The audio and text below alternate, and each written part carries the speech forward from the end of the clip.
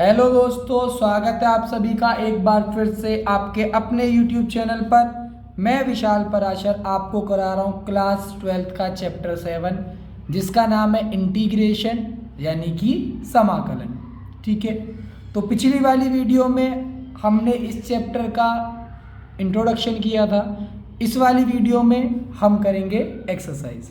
ठीक है, तो सबसे पहला जो हमें क्वेश्चन दे रखा है, यहाँ पे हमें दे रखा है फाइंड एन एंटी डेरिवेटिव। अब हम सबको पता है कि जो इंटीग्रेशन होता है वो डिफरेंशिएशन का उल्टा होता है, यानी कि एंटी डेरिवेटिव। तो हमें कुछ क्वेश्चंस दे रखे हैं और मेथड ऑफ इंस्पेक्शन का यूज़ करके हमें इसका क्या निकालना है, एंटी डेरिवेटिव यानी कि इंटीग्रेशन फाइंड करना है। ठीक है, तो इस क्वेश्चन को करने के मैं आपको दो तरीके बताऊंगा।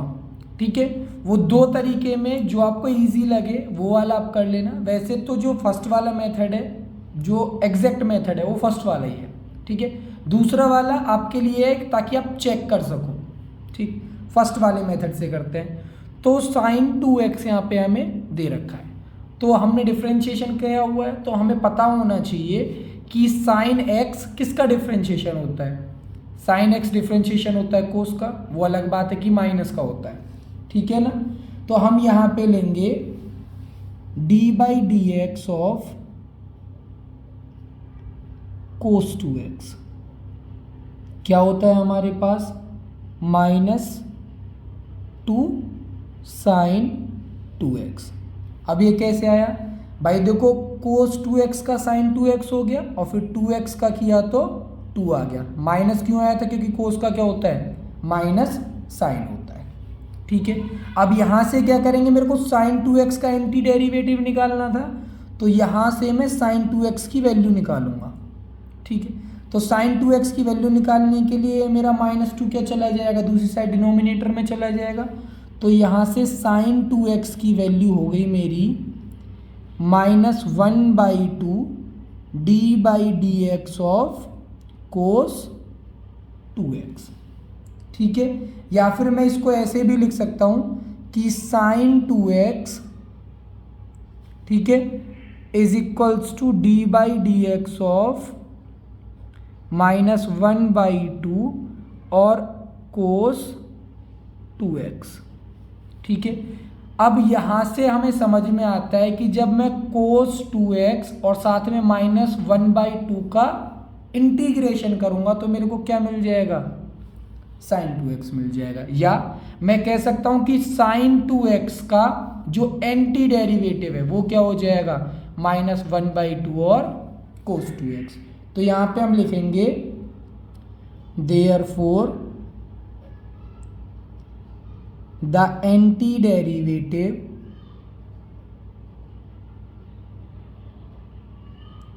Of sine 2x is -1/2 cos 2x।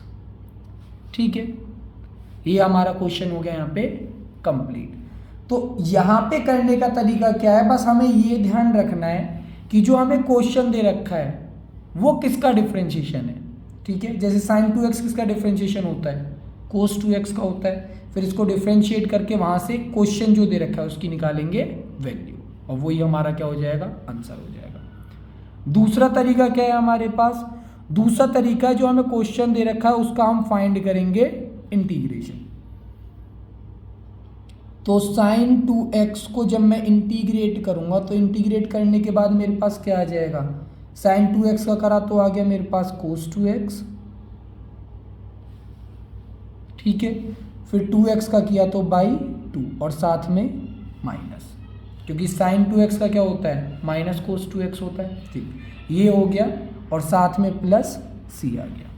ठीक, इतना काम हो गया। अब मैं क्या करूंगा, इसको चेक करूंगा कि इसका जो मैंने इंटीग्रेशन यहाँ पे फाइंड किया है क्या ये ट्रू है या फॉल्स है। चलो चेक करते हैं, डिफ्रेंशिएट करते हैं किसको, माइनस कोस 2x/2 और प्लस c को। ठीक है, पहली बात तो -1/2 चला गया बाहर। कोस 2x को मैंने किया तो कोस का क्या होता है, माइनस साइन होता है, तो माइनस साइन 2x हो गया।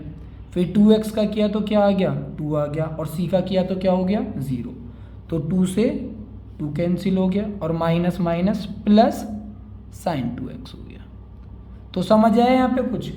यहाँ पे हमें ये दिखाई दे रहा है कि साइन 2x का जो मेरा इंटीग्रेशन आया था, जब मैंने उस इंटीग्रेशन का वापस से डिफरेंशिएशन किया तो मेरे को वापस से अपना क्वेश्चन मिल गया।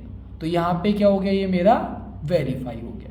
ठीक है, तो आपको ये वाले तरीके से करना है, ये वाले तरीके से नहीं करना है, क्योंकि एनसीईआरटी का जो मेथड है वो ये वाला है।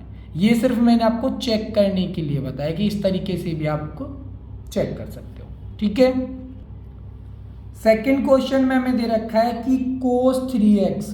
ठीक है, तो जैसे हमने फर्स्ट वाला किया था सेम टाइप से इसको करेंगे।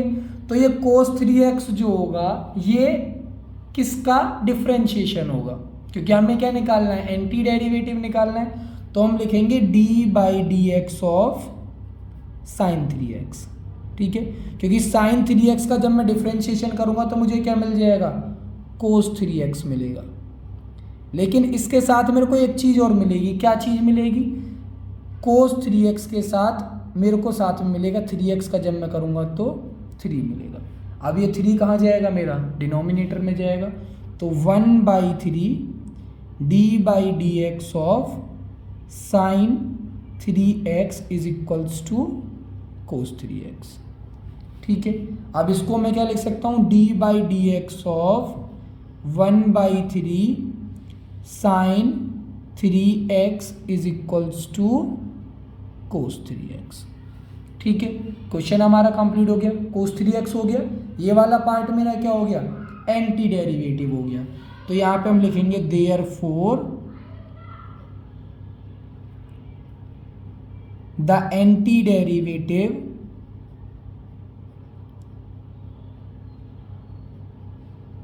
Of cos 3x is 1/3 sin 3x। ठीक है, थर्ड वाले पार्ट में हमें दे रखा है e⁻²x। ठीक, सेम टाइप से इसको भी करेंगे हम। तो d/dx ऑफ, भाई देखो e में तो कोई चेंज होता ही नहीं है, e⁻²x। ठीक, इसका जब मैं डिफरेंशिएशन करूंगा तो क्या आएगा, पहली चीज़ तो आएगी e⁻²x आएगी, और जब 2x का करूंगा तो साथ में मल्टीप्लाई में आ जाएगा 2। ठीक, अब 2 चला जाएगा इधर डिनोमिनेटर में, यानी कि 1/2 d/dx of e⁻² is equals to e⁻²x रह गया इधर अकेला। तो हम क्या लिख देंगे इसको, d/dx of 1/2 e⁻² is equals to e⁻²x। ठीक, तो यहाँ पे हम लिख देंगे देयरफॉर द एंटी डेरिवेटिव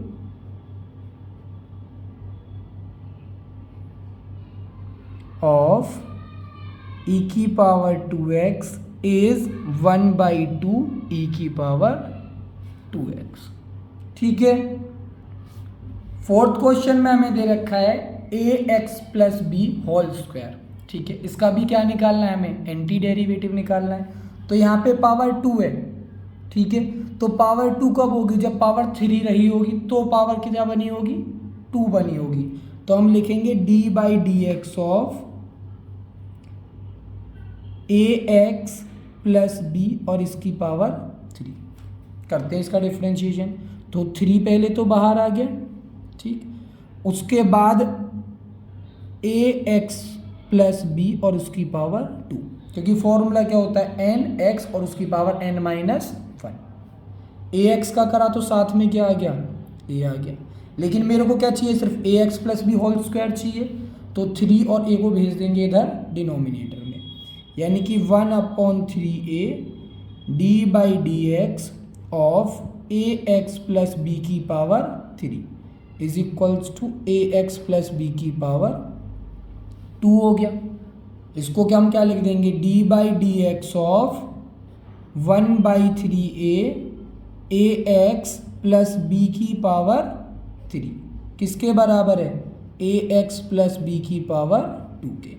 तो यहाँ पे हमारी स्टेटमेंट क्या हो जाएगी, देयरफॉर ठीक है, the anti derivative of ax plus B whole square is 1/3a ax plus B की पावर 3। ठीक है, फोर्थ वाला क्वेश्चन भी हमारा कंप्लीट हो गया। अब हम आते हैं अपने फिफ्थ वाले क्वेश्चन पे। यहाँ पे हमें दो पार्ट्स दे रखे हैं। पहले पार्ट में हमें दे रखा है sin 2x और दूसरे में हमें दे रखा है 4e और 3x। ठीक है, अब करते हैं यहाँ पे ना, इसको दो पार्ट्स में करेंगे। ठीक है, पहले sin 2x को करते हैं। ठीक है, sin 2x। ठीक, sin 2x किसका होता है हमारे पास, sin 2x, इसको थोड़ा ना इसके अपोजिट उल्टा लेके चलेंगे क्योंकि पहले मैंने यहाँ पे ना sin 2x लिख दिया। ठीक है, कोई दिक्कत नहीं है। तो d/dx ऑफ cos 2x करते हैं तो हमें क्या मिलता है, sin 2x मिलता है। ठीक, cos 2x को करो तो ये cos 2x का करेंगे तो कितना आ जाएगा अपने पास, cos 2x का अपने पास आ जाएगा यहाँ पे माइनस sin 2x और मल्टीप्लाई बाई 2। किसका आया ये हमारे पास, d/dx ऑफ cos 2x का। ठीक, इसको कैंसिल ही कर देता हूँ ना तो कन्फ्यूज़न होगी बाद में। ठीक है, अब ये वाला माइनस का 1/2 कहाँ जाएगा, डिनोमिनेटर में। तो यानी कि sin 2x का एंटी डेरिवेटिव हो जाएगा हमारे पास d/dx ऑफ -1/2 और cos 2x।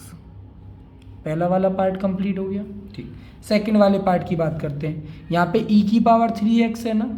ठीक, तो e की पावर 3x तो e की पावर 3x ही रहेगा। मेरे को 4 एक्स्ट्रा में चाहिए वहाँ पे, तो क्या लिखेंगे, d/dx ऑफ 4 और e की पावर 3x।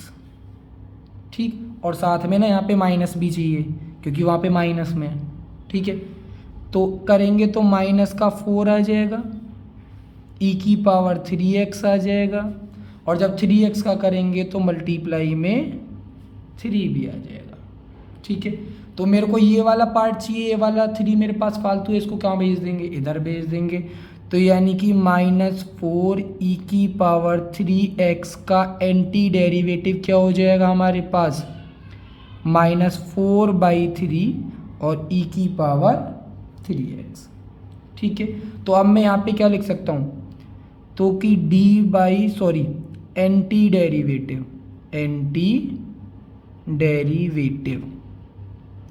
ऑफ क्या, sin 2x -4e की पावर 3x इज, पहली वाली चीज़ क्या है हमारे पास, -1/2 और cos 2x आ गया, और फिर सेकंड वाला -4/3 और e की पावर 3x आ गया।